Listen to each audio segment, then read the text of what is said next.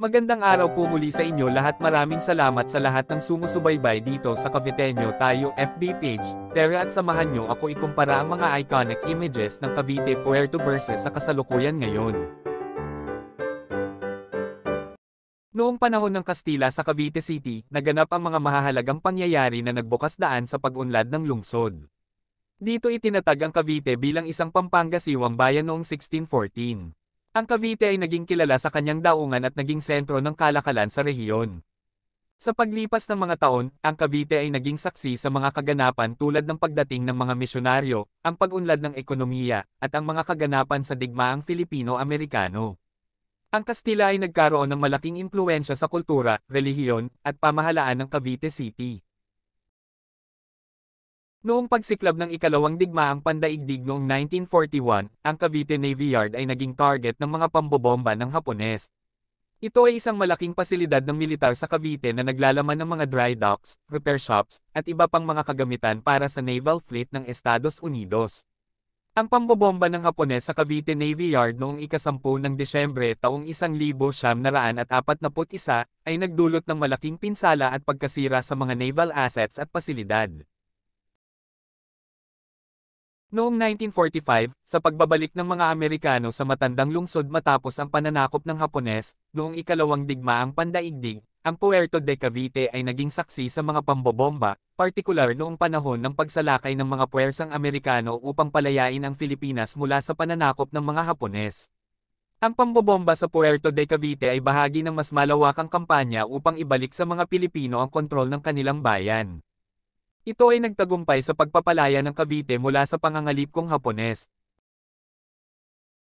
Mula sa abo ng digmaan ito ay kakaibang-kakaibang sa dating napakagandang anyo nito, pero at ako'y samahan at ating balikan at ating bakasin ang naglahong Cavite Puerto.